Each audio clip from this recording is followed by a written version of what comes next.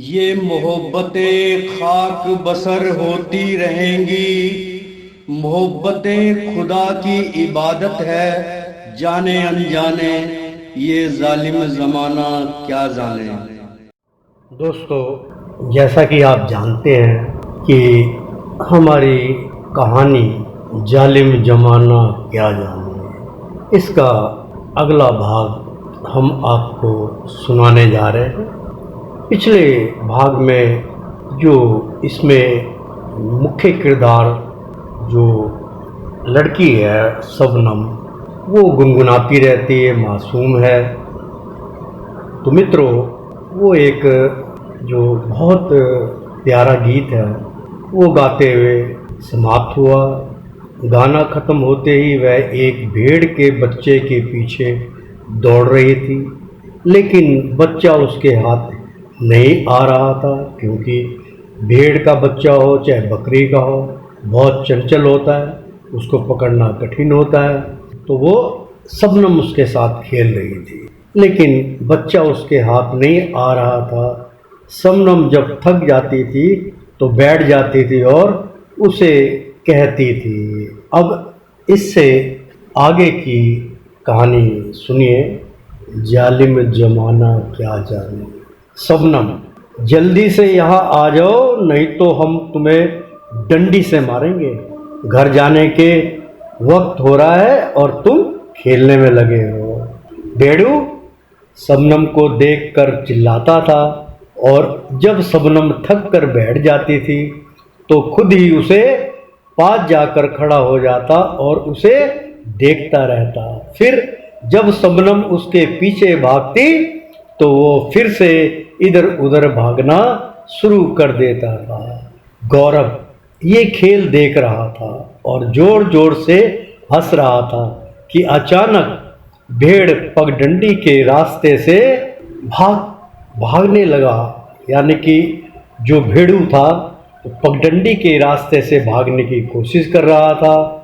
तो गौरव ने उसे झट से पकड़ लिया और उसे अपनी गोद में उठा लिया। उधर शबनम ने भेड़ू को मारने के लिए अपनी छड़ी उठाई तो गौरव, अरे अरे सुनो, तुम इसे मत मारो, यह तुमसे बहुत प्यार करता है, तभी तो यह तुम्हारे साथ खेल रहा था, ये लो इसे संभालो। शबनम, तुम कौन हो और यहाँ खेतों में क्या कर रहे हो? क्या दिन में तारे गिन रहे हो? गौरव, जब सामने चांद हो तो हमें तारे गिनने की क्या जरूरत है? चांद, हम तो तुम्हें रोज देखते हैं और तुम्हारा मधुर गीत भी सुनते हैं, लेकिन तुमने तो हमें आज देखा है। हम तो तुम्हें सदियों से तुम्हें जानते हैं। शबनम, क्या मतलब है? क्या मतलब है तुम्हारा? तुम तो हमें कोई दिल फेंक आशिक लगते हो। अच्छा, खुदा हाफिज, हम चलते हैं। गौरव, अरे सुनो सुनो, एक बात कहे तुम्हें, तुम बहुत ही सुंदर हो। लगता है खुदा ने तुम्हें बड़ी फुर्सत से बनाया होगा। हमारा मन करता है कि हम तुम्हें अपनी आंखों से कभी भी ओझल ना होने दें, बस तुम्हें देखते रहें। तुम यूं ही गाती रहो और हम तुम्हारे गीतों में यूं ही खोए रहे। शबनम, अच्छा ठीक है, तुम यही खोए रहो, हम चलते हैं। शंभू काका, अरे बच्चों, संध्या हो गई है, थोड़ी देर में अंधेरा हो जाएगा, जल्दी जल्दी पहुंचो, चलो। शबनम, शंभू काका आप चलो, हम बस पीछे पीछे आ रहे हैं, आज तो समय का पता ही नहीं चला।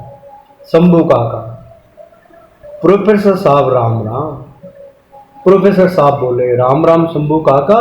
शंभू काका, आपने कहीं गौरव को देखा? आज काफी देर हो गई है, अभी तक आया नहीं। शंभू काका, हाँ प्रोफेसर साहब, वो अरे जावेद मियाँ है ना, और उनकी बिटिया शबनम है। अरे जो भेड़ चरावत है, अरे भेड़ चरावत जात है जो सबकी लाडली बा, वो के साथ हम देखा रहूं, दोनों खेता में से आवत रही, वो देखो वो आवत रही, अच्छा बिटवा, राम राम, हम जाइत रहे। प्रोफेसर साहब, अरे बेटा गौरव, शबनम बिटिया के साथ क्या कर रहे थे? वो तो वैसे बड़ी मनमोहक है। गौरव, हाँ पापा, ये तो आपने बिल्कुल सच कहा, बड़ी मनमोहक है। और पापा, उसकी आवाज बड़ी मधुर है। आज हम उनका गीत सुन रहे थे। प्रोफेसर साहब, चलो अब हाथ मुंह धो लो। अरे हाँ, आपको कह रहे हैं, हाथ मुंह धो लो, चाय नाश्ते पर सब तुम्हारा इंतजार कर रहे थे।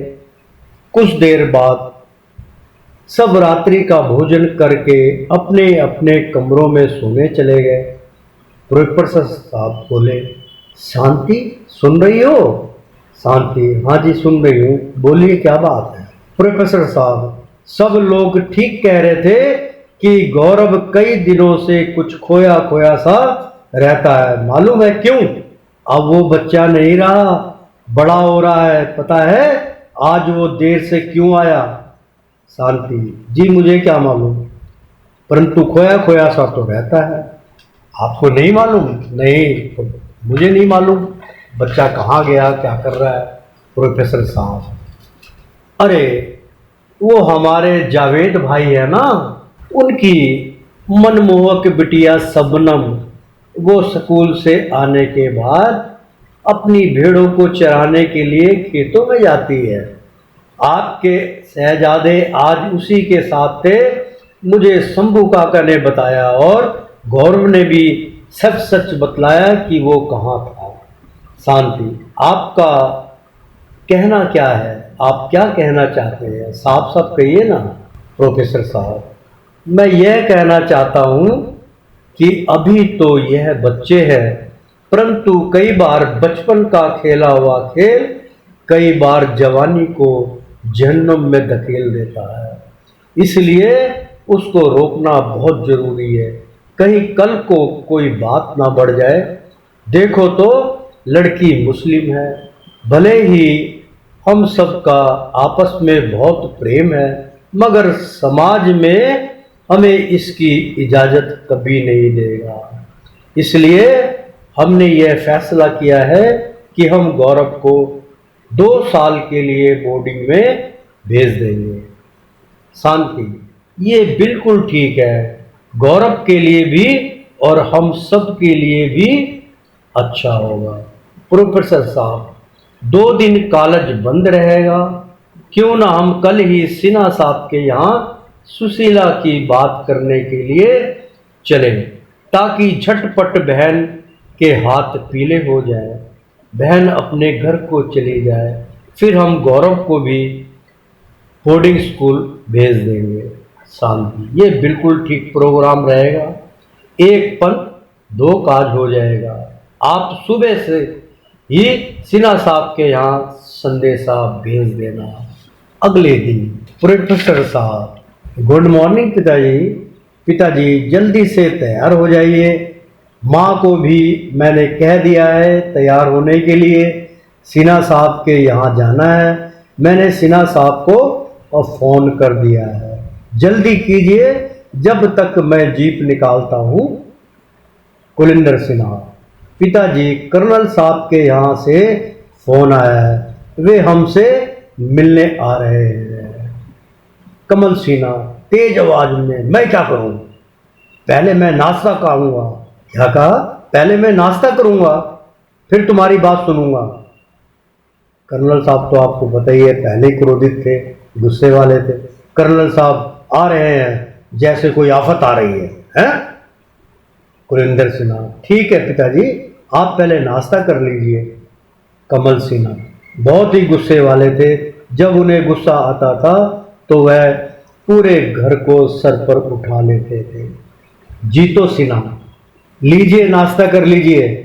कमल सिन्हा ने पहले कोरा मुंह में डाला, खाने में थोड़ा सा नमक कम था, बस फिर क्या था, पूरी थाली जमीन पे दे मारी और कहने लगे, ये कोई नाश्ता है, खाने में नमक ही नहीं। मीनाक्षी, उनकी जो बिटिया थी, बोली, पापा जी जरा सा नमक कम हो गया तो और डाल लीजिए, आप मम्मी को क्यों डांट रहे हैं? हमेशा मम्मी को डांटते रहते हो थोड़ी थोड़ी बातों पे। कमल सिन्हा, तू चुप बैठ, बड़ी बन रही है मुझे समझाने वाली, जैसे मैं तो मूर्ख हूं और मुझे तो कुछ समझ में नहीं आता। कुलविंदर, कोई बात नहीं पिताजी, आपके लिए दोबारा सब्जी बना देते हैं। कमल सिन्हा, अच्छा अच्छा ठीक है, यह बताओ कि कर्नल का फोन कब क्यों आया और कब आया था? अरे पिताजी अभी तो बतलाया था।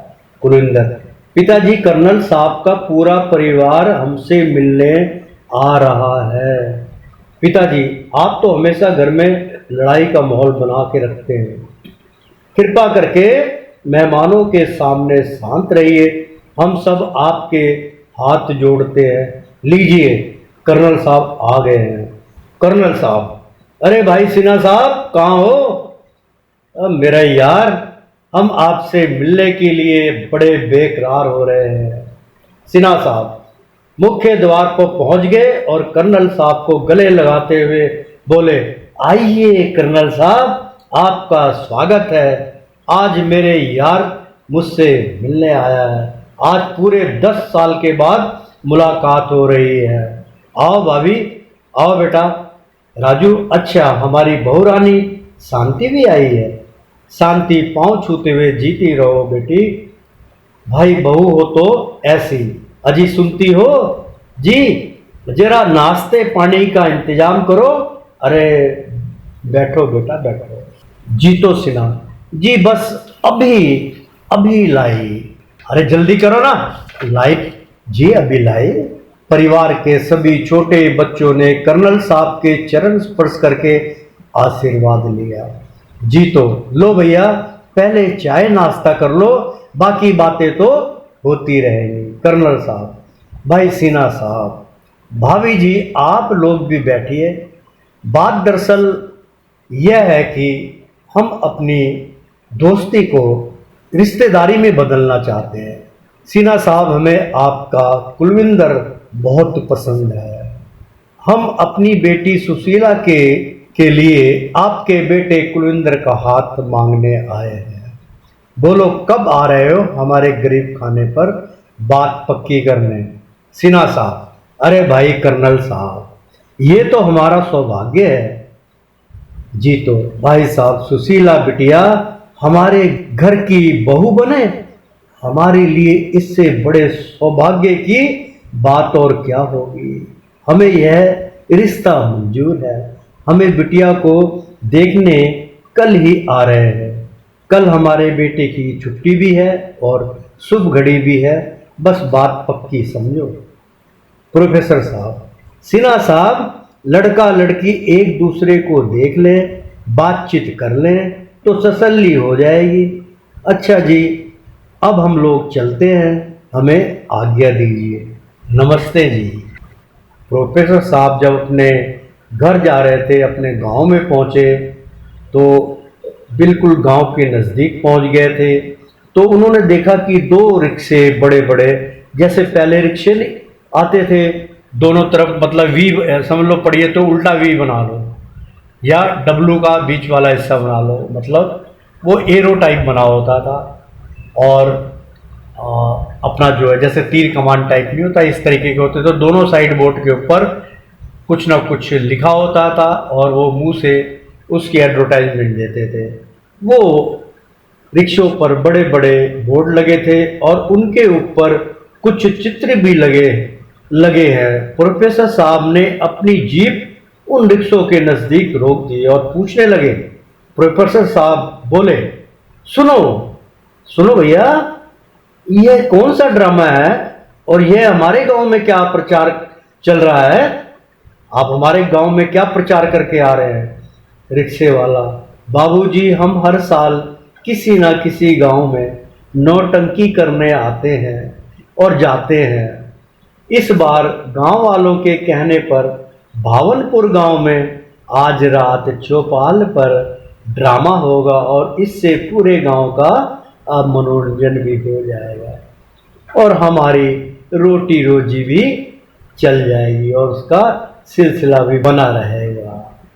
प्रोफेसर साहब, वो सब तो ठीक है भाई, नाटक देखने तो हम भी आएंगे, पर नाटक कौन सा दिखाने जा रहे हो, ये तो बतलाओ। रिक्शे वाला, बाबूजी आप तो पढ़े लिखे हैं, आपने लैला मजनू हीर रांझा के प्यार के किस्से तो सुने होंगे।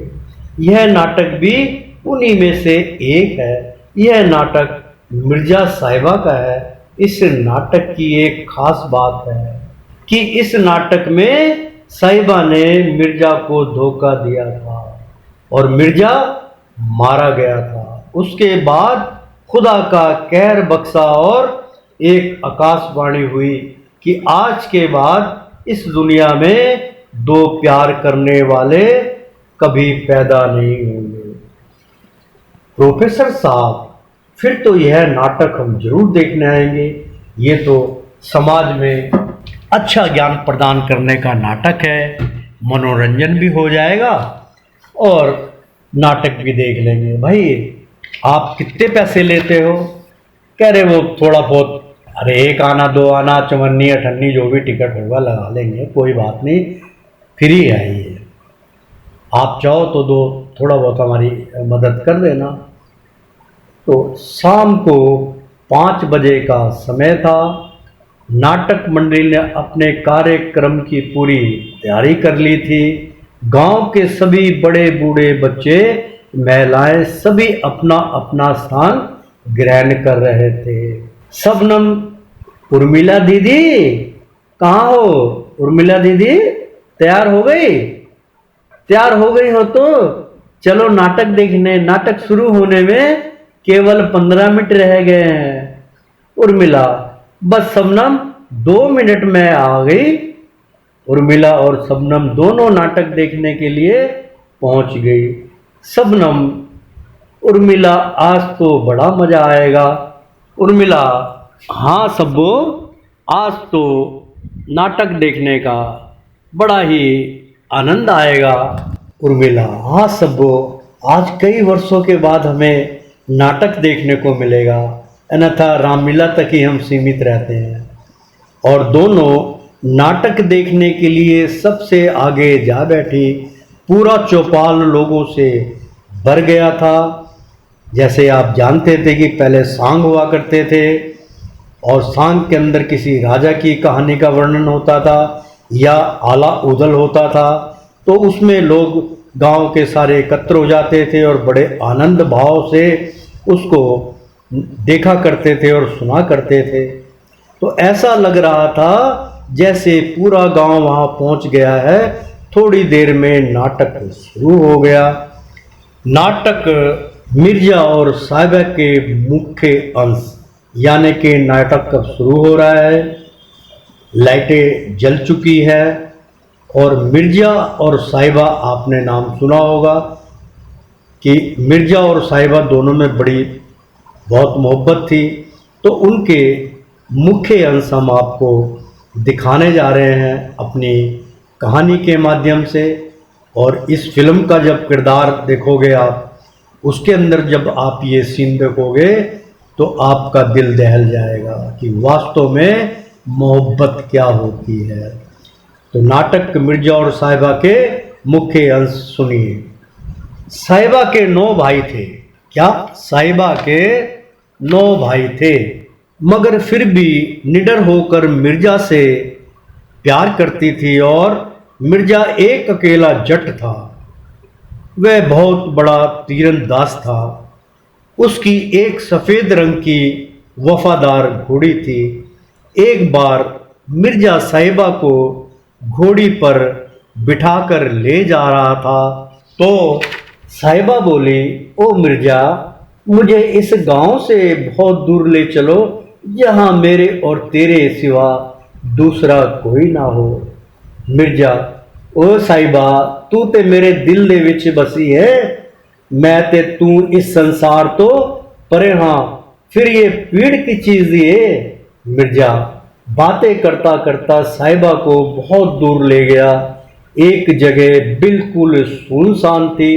वहां एक पेड़ के नीचे दोनों बैठ गए। साहिबा ने कहा, ओ मिर्जा, मैनू तो बड़ी प्यास लगी है और असी ते पिंड तो काफी दूर आ गए ने और इथे आस पास पानी दी कोई नदी कोई खुई नजर नहीं आ रही। मैं की करा हुन की करा, मैनू तो एक बड़ी प्यास लगी है, मैं की करा। मिर्जा बोलिया, मेरी साहिबा पानी दी की गल है, मैं तो तेरे वास्ते चांद तारे तोड़ के लावा। साहिबा बोली, मैनू वेले चांद तारियां दी गल ना कर, ना ही मैनू चांद तारियां दी लोड़ है, समझे। तू ते अपने आप नू बड़ा तीरंदाज मानता है ना, जरा असी वे ते देखिए साडा मिर्जा किन्ना बड़ा तीरंदाज है। मिर्जा, ता फिर देख साहिबा, मिर्जा तेरे लाई की कर सकता है। मिर्जा ने एक तीर निकाला और उसे जमीन पे मारा तो पानी की एक धार निकल आई और उस जगह में जल्दी ही एक तालाब बन गया। साहिबा ने जी भर के पानी पिया। फिर मिर्जा बोलिया, ए वेख साहिबा, तेरे मिर्जे दा दूसरा कमाल। मिर्जा ने दूसरा तीर ऊपर की तरफ छोड़ा और देखते ही देखते उस पेड़ के ऊपर जितने भी पक्षी थे वे सब के सब एक ही तीर के एक एक करके निशाने बने और एक एक करके नीचे गिर गए।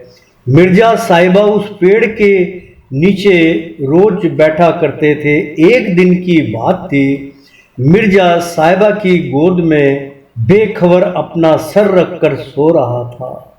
अचानक साहिबा के कानों में कई घोड़ों की टापों की आवाज सुनाई दी। साहिबा ने सोचा कि यह आवाज तो मेरे 9 भाइयों के घोड़ों की है।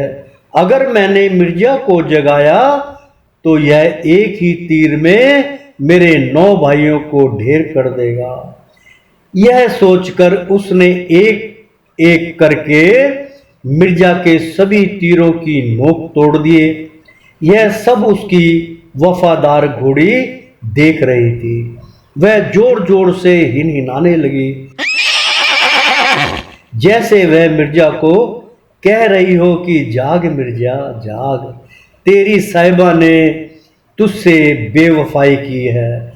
जब फिर भी मिर्जा नहीं जागा तो उसने अपने खुर मारकर उसे जगाया। जब मिर्जा नींद से जागा तो उसने देखा कि साहिबा के भाइयों ने उसे चारों ओर से घेर रखा है और उस पर तीर तान रखे हैं। मिर्जा ने फौरन अपना तीर निकाला, लेकिन उसने देखा कि उसकी नोक टूटी हुई थी। मिर्जा मौका देखकर अपनी घोड़ी पर सवार हो गया और बोला, भाग रानी भाग, आज तेरे मिर्जा की जान तेरे हाथों में है। उसकी घोड़ी उसे लेकर सरपट भागने लगी। साहिबा के भाइयों ने चारों ओर से तीर बरसाने शुरू कर दिए। जैसे जैसे तीर मिर्जा की तरफ आते, आए नैन भरा है। उसकी घोड़ी उसे बचाने के लिए अपने दोनों टांग उठा के सीना आगे कर देती थी। घोड़ी ने अपने सीने पर कई तीर खाए, परंतु अंत में मिर्जा और उसकी घोड़ी दोनों लहूलुहान होकर जमीन पर गिर गए और दोनों के प्राण पखेरु उड़ गए। उसी समय कुदरत का कहर टूटा और एक आकाशवाणी हुई कि आज के बाद इस दुनिया में सच्चे प्यार करने वाले कभी पैदा नहीं होंगे, क्योंकि साहिबा ने एक नारी होकर मिर्जा से गद्दारी और बेवफाई की है। इसी के साथ नाटक की समाप्ति हुई और सब लोग अपने अपने घर लौट गए। उर्मिला और शबनम दोनों सहेलियां घर लौट रही थी। मित्रों, इसका अगला भाग सुनिएगा बाद में कि दोनों सहेलियों में उर्मिला और शबनम में घर लौट रही थी, उनकी आपस में क्या वार्तालाप हुई, आगे की कहानी बड़ी महत्वपूर्ण है। तो कुछ इंतजार कीजिए ना, जालिम जमाना क्या जाने। आगे आगे कहानी का ऐसा रस घुलेगा कि आप लोगों को ऐसा आनंद आएगा कि वाह क्या कहानी है, ऐसी कहानी तो हमने कभी ज़बानी सुनी नहीं है। इतना आनंद भरा कहानी का माहौल होगा और आपको कहानी का आनंद और कहानी का लुत्फ़ अगले कहानी के माध्यम में सुनाया जाएगा। जय हिंद।